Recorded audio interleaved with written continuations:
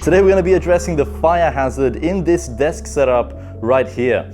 Earlier this year I posted my how I made my desk setup wireless video, and a lot of you left comments being seriously concerned about the potential fire hazard I had created in this gaming setup, which is now currently just been temporarily moved over to this desk. All of this stuff you see here was pretty much sitting on that table with that PC build and everything, and it was all being powered through basically one power extension cord, but I had kind of committed like a bit of a gaming setup or desk setup sin, one of the worst of them all.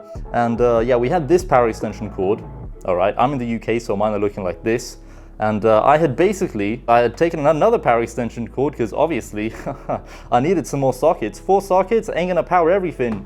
So I did the next logical thing and then, plugged in a power extension cord into another power extension cord. Wow, what could possibly go wrong? Basically, the way everything is kind of powered right here is that main power extension cord that had the PC plugged into it. Well, that was pretty much the only high-powered device going into this power extension cord, which was directly plugged into the wall over there, and eventually was underneath the actual table. I've since removed these power strips from underneath the table where they were before, because we're going to be replacing this daisy-chained power strip potential fire hazard with a single power strip that I picked up on Amazon. Now, even though I've been doing this practice for a very long time, daisy-chaining these power strips, I don't want to continue doing it, mainly for the fact that I don't inspire other people to be like, hey, TechBlock's plugging in his power extension cords into his power extension cords and maybe adding a third one. I'm gonna do it as well. What's the worst that could happen?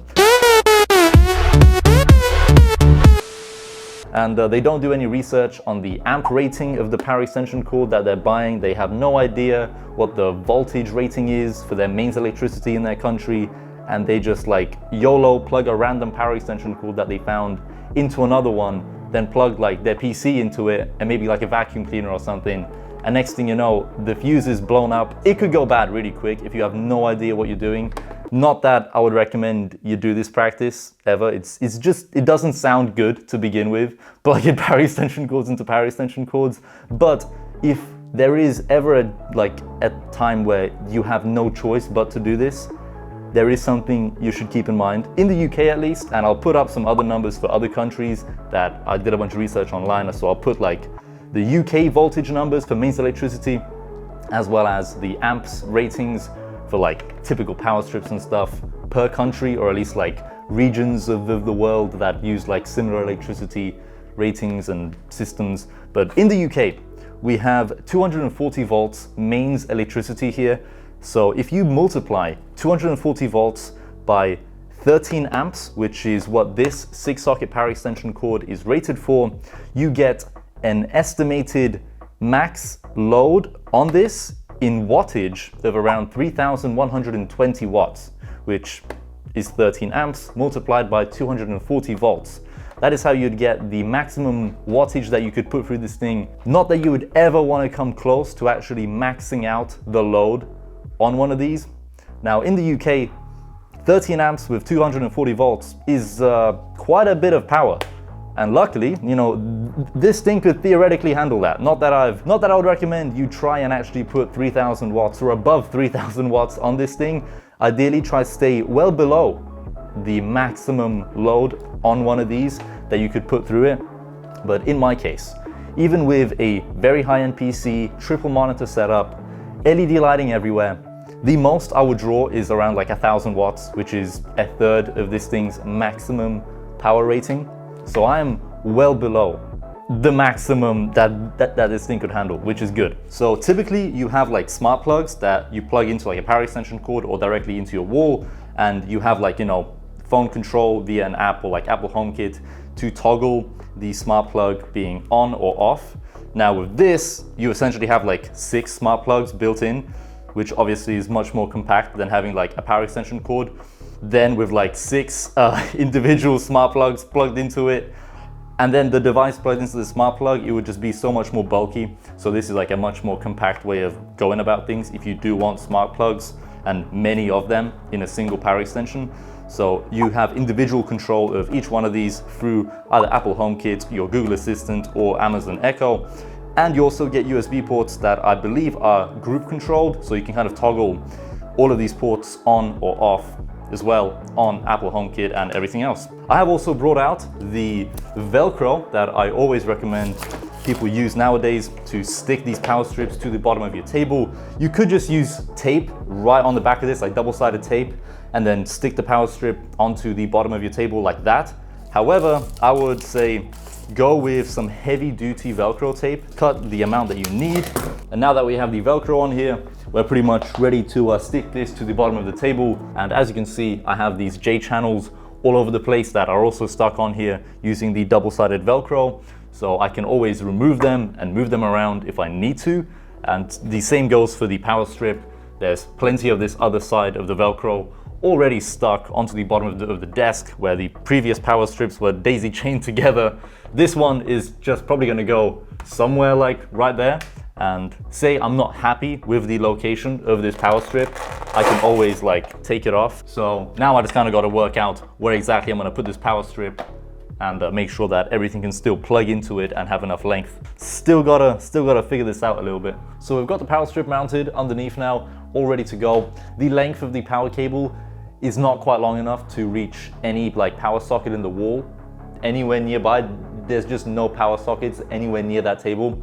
So we're gonna pretty much swap the location of where the current setup is with these two desks, move those two desks over there in the corner or somewhere else, and then move that IKEA Linmon table with those X-shaped table legs from there to this location where the current setup is. The vision I have for this should turn out looking real good. The whole PC build is not currently in a PC case.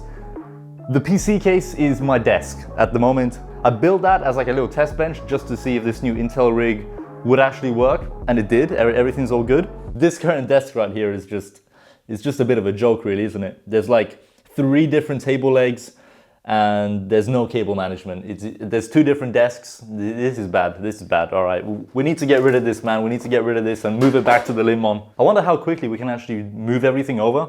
I have 1 hour before I have to leave. Let's see how quickly we can move the whole setup.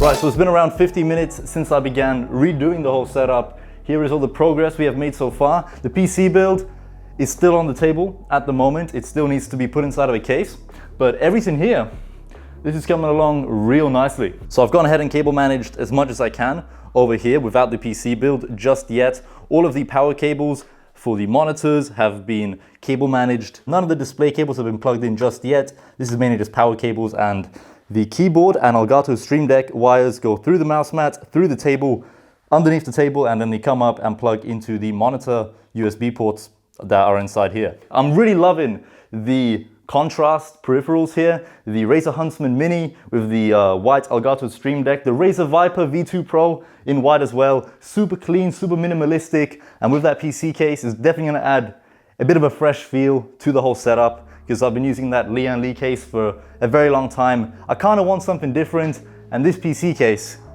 is very different, all right? It's kind of like a Lian Li 011 Dynamic, but I would say hopefully better. I haven't built in it yet, but I've got high hopes for this case. So anyway, I'm gonna get going. It is like 30 degrees Celsius. I'm sweating here, man, I'm sweating here. Hey, but in 50 minutes, we managed to put together nearly the entire setup, minus the PC build. Everything in today's video, I'll try to leave linked in the description down below, including the new case, as well as all of the bits we have on the setup right now. And I'll see you in another video soon. Bye.